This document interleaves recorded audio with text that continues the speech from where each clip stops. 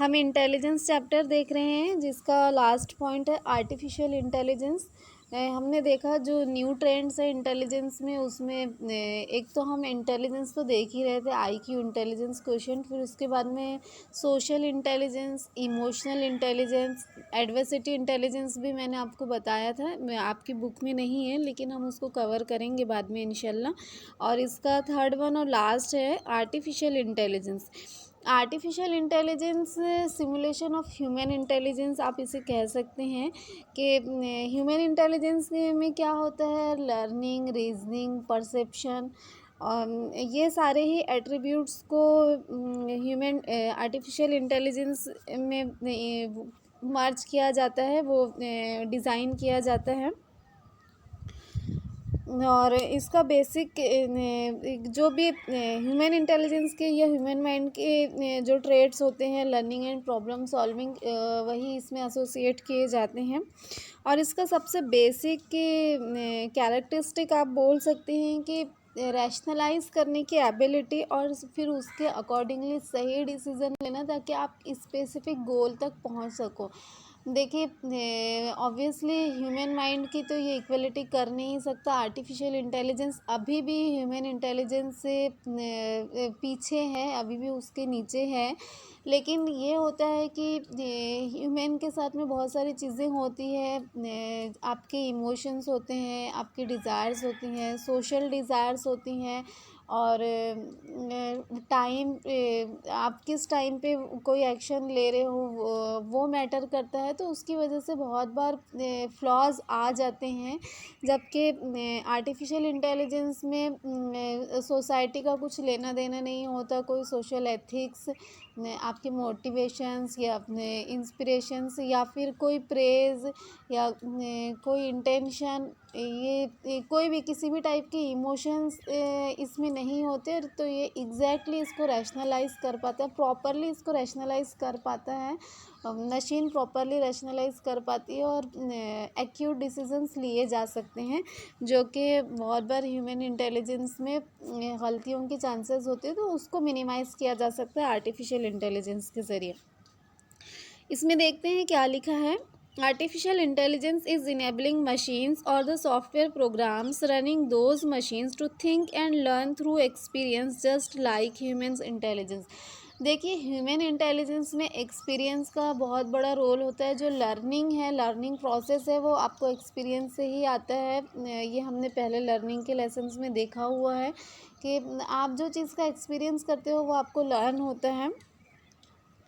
Artificial intelligence मैंने आपको शुरुआत में ही बताया कि सिमुलेशन ऑफ ह्यूमन इंटेलिजेंस है। तो जैसे ह्यूमन एक्सपीरियंस से सीखता है कोई चीज़ और फिर आगे उसके अकॉर्डिंगली डिसीज़न लेता है। आप किसी चीज़ का बारे में डिसीज़न लेते हो तो उसमें कहीं ना उसमें आपके पास्ट एक्सपीरियंस का बहुत बड़ा दखल होता है।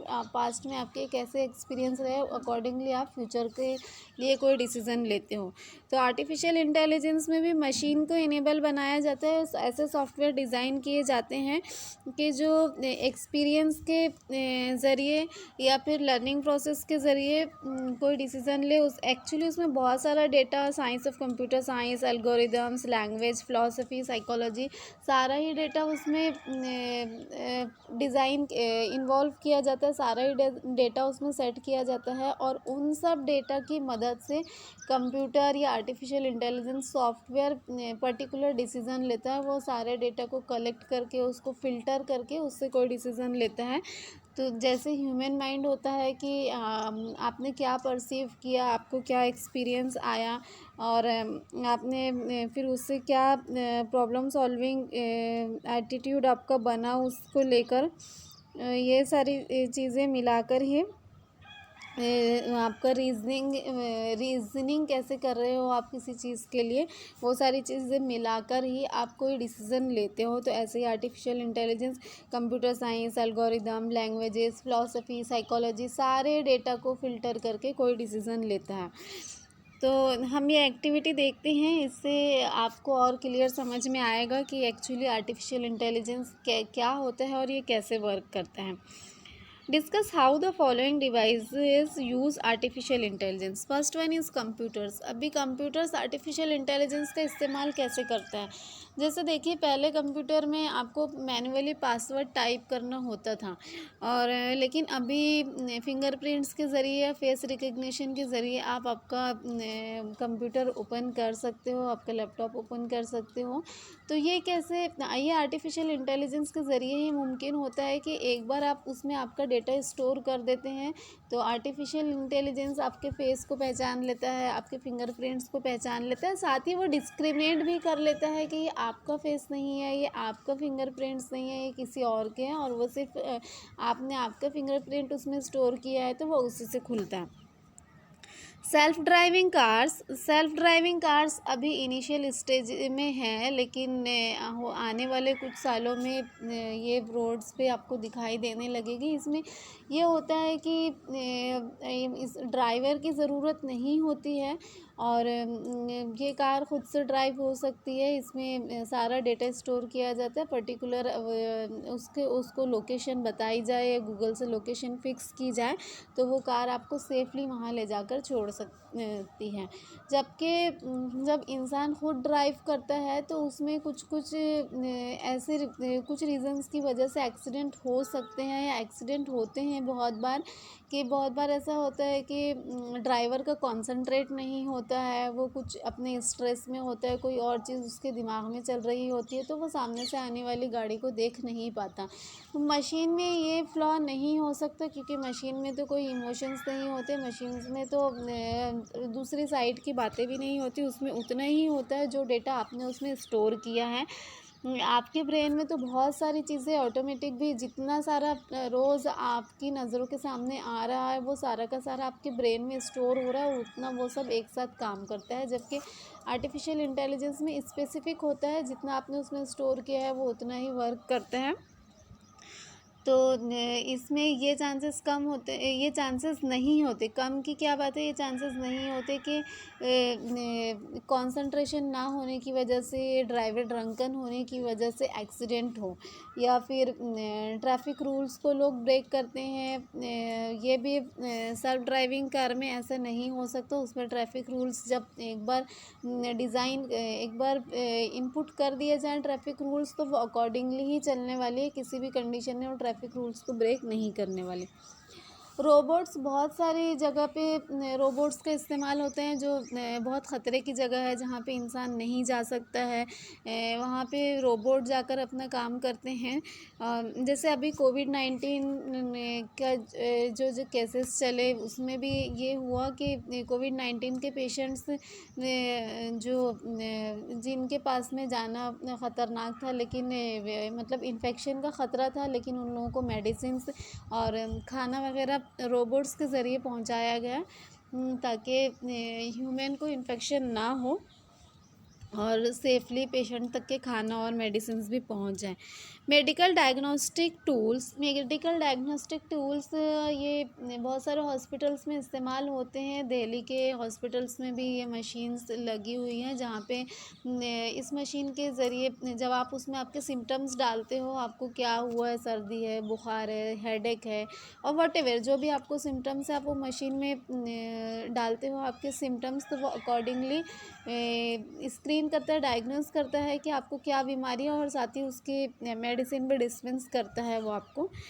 तो ये मेडिकल डायग्नोस्टिक टूल्स है, और भी ऐसे बहुत सारे मेडिकल डायग्नोस्टिक टूल्स है, जिसके ज़रिए डॉक्टर्स भी इस्तेमाल करते हैं उसको एक्यूरेट डायग्नोस्टिक के लिए, कि जो आपके सिम्टम्स है उसके बेसिस पे पता लगाया जा सकता है कि पेशेंट को क्या बीमारी। आपके सिम्टम्स, आपकी मेडिकल रिपोर्ट्स, आपका जो भी डेटा है वो सारा उसमें इनपुट किया जाता है, अकॉर्डिंगली रिजल्ट्स मिलते हैं।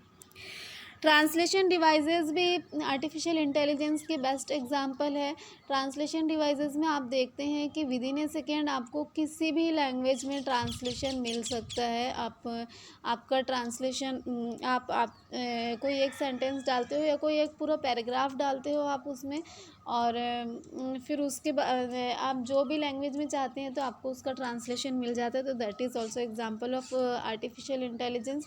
और देखिए, अभी ऐसे भी सॉफ्टवेयर हैं है कि आप कोई प्रिंटेड मटेरियल है, कोई प्रिंटेड बुक, न्यूज़पेपर, व्हाटएवर कोई प्रिंटेड पेपर है, आप उसकी फ़ोटो निकालते हो तो आप उसमें उसकी टाइपिंग में एडिटिंग कर सकते हो। पहले ऐसा नहीं होता था। जब आप कोई प्रिंटेड मटेरियल की फ़ोटो निकालते तो वो एक इमेज की शक्ल में सेव होता और आप एज ए इमेज तो आप उसमें एडिटिंग कर सकते थे, इमेज आप उसकी चेंज कर सकते, लेकिन जो वर्ड्स लिखे होते आप उसमें एडिटिंग नहीं कर सकते। लेकिन अभी ऐसे सॉफ्टवेयर आते हैं कि आप जो रिटर्न है, जो टेक्स्ट है, आप उसमें भी एडिटिंग कर सकते हो।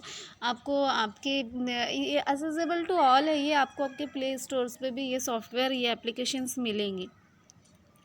चैट बॉक्स है, चैट बॉक्स भी इसकी काफ़ी अच्छी एग्जांपल है। हम देखते हैं अभी बहुत सारे एप्लीकेशन में चैट बॉक्स होता है, बहुत सारी कंपनीज़ के लिए चैट बॉक्स होता है कि पहले ऐसा होता था आप कस्टमर केयर पे कॉल करते हैं, फिर you have to wait for more time, आपको फॉर लॉन्ग टाइम आपको बहुत देर तक इंतज़ार करना पड़ता, पहले कई सारे आपको नंबर्स दबाने पड़ते हैं, फिर एक के बाद एक वो कॉल ट्रांसफ़र करते हैं और तब जाके पर्टिकुलर बंदे तक आपका मैसेज पहुंच पाता और आप उससे कम्युनिकेट कर पाते। बहुत बार बीच में वो कॉल डिस्कनेक्ट भी हो जाता था।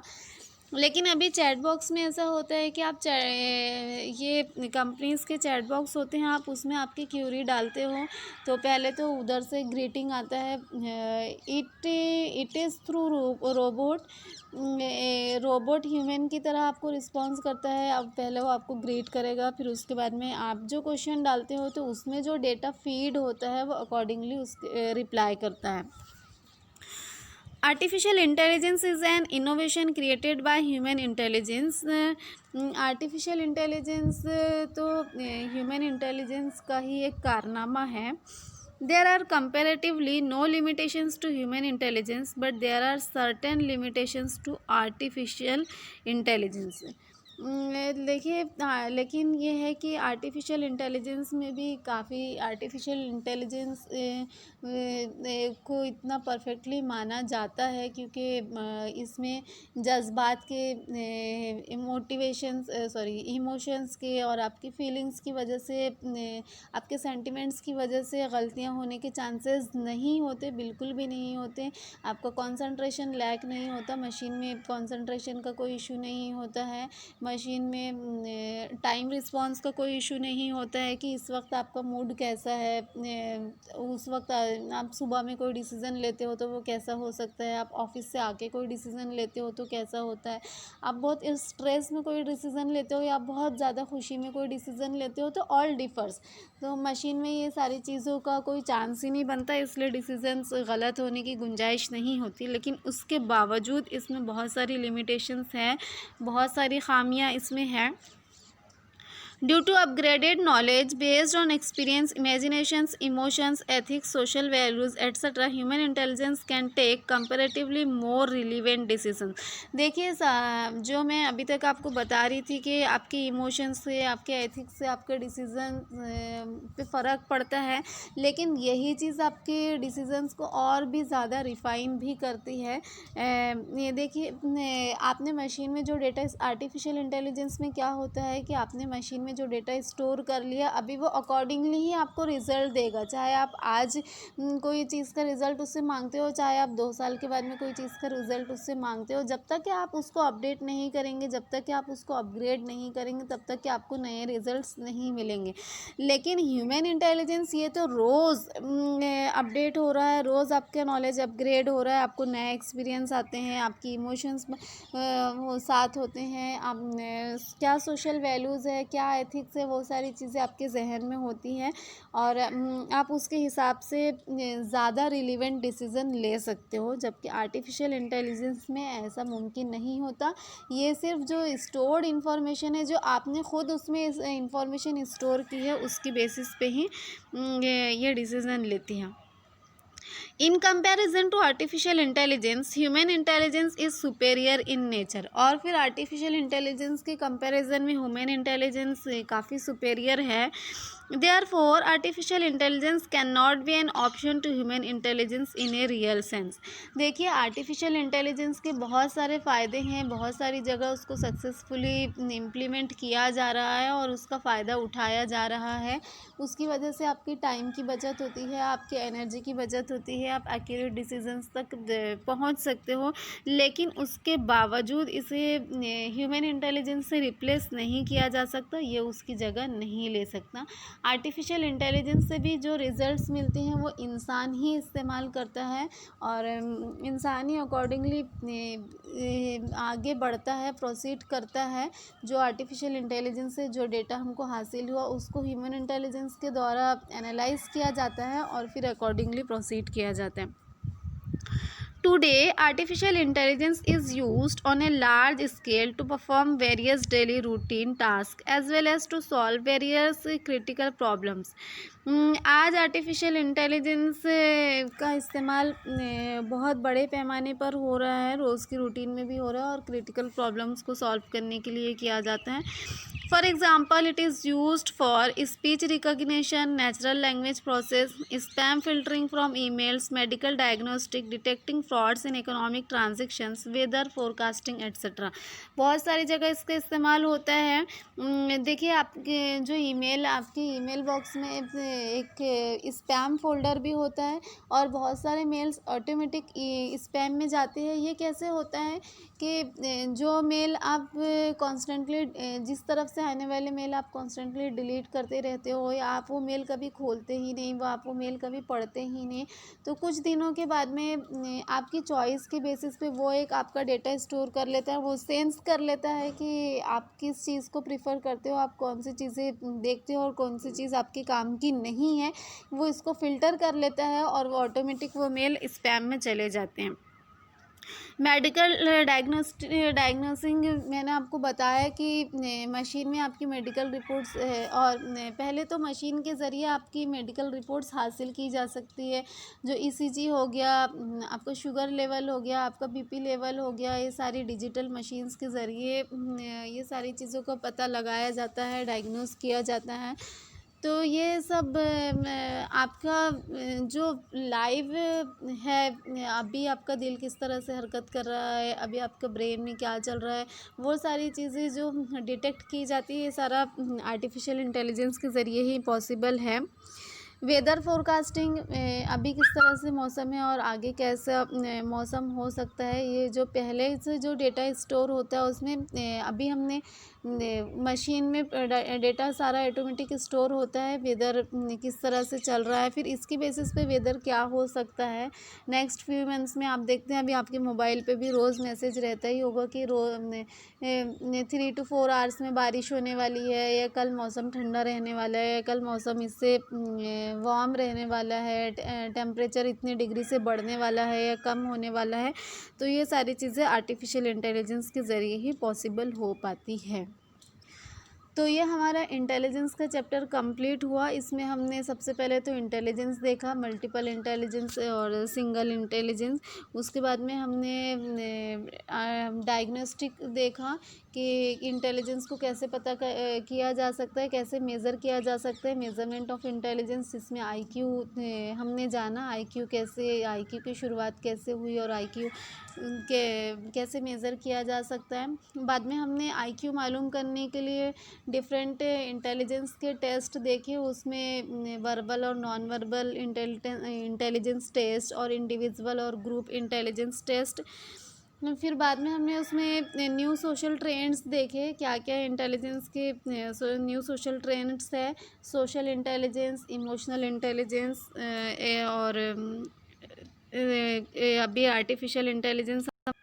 मैंने आपको बताया कि इसमें एक एडवर्सिटी इंटेलिजेंस भी या एडवर्सिटी क्वोशिएंट भी है, एक्यू जिसे जाना जाता है एक्यू के नाम से। जो इसमें डिस्क्राइब नहीं है। एडवर्सिटी इंटेलिजेंस क्या होता है, आपकी उस एबिलिटी को मेज़र करना कि जब लाइफ में रफ पैचेस आते हैं, जब टफ टाइम लाइफ में आता है, तो आप उससे कैसे बाहर निकल पाते हो विदाउट लूजिंग योर माइंड। आप ख़ुद को डिस्टर्ब किए बिना, कोई गलत डिसीज़न लिए बिना, ख़ुद को हर्ट किए बिना आप कैसे बाहर निकल पाते हो, लाइफ के एडवर्स सर्कमटेंसेस को आप कैसे फेस कर पाते हो, दैट इज़ एडवर्सिटी क्वोशिएंट या एक्यू। तो ये डिसाइड करता है कि आप अपने की लाइफ में जो ट्रबल्स हैं आपके या आपकी फैमिलीज़ में जो भी सिचुएशंस हैं, आप उसको कैसे फेस कर पाते हो और उससे आपको आपकी फैमिली को हर्ट ना हो। तो अभी जैसे ये कोरोना ही है, इसकी वजह से बहुत सारे लोग डिप्रेशन में जा रहे हैं। बहुत सारे लोगों में बहुत जिनकी फैमिली में कोरोना पेशेंट है वो लोग बहुत ज़्यादा डिप्रेशन में गए हैं। बहुत सारी जगह लोगों में एक डर है। तो अगर आपका EQ अच्छा हो, एडवर्सिटी क्वोशिएंट आपका अच्छा हो, एडवर्सिटी इंटेलिजेंस आपकी अच्छी हो, स्ट्रांग हो, तो आप इन सारी चीज़ों से ख़ुद के माइंड को लूज़ किए बिना, ख़ुद को हर्ट किए बिना, ख़ुद की फैमिली को कोई नुकसान किए बिना बहादुरी से आप इन सब से, बहादुरी तो हम नहीं कह सकते क्योंकि इंटेलिजेंस का आपकी इमोशनल डिसीजंस का बहादुरी और कमज़ोरी से कुछ लेना देना नहीं होता। मतलब कितने सक्सेसफुली आप उससे बाहर निकल पाते हो, दैट इज़ एडवर्सिटी क्वोशिएंट। इसका हैंडी हम नेक्स्ट वीडियो में देखेंगे और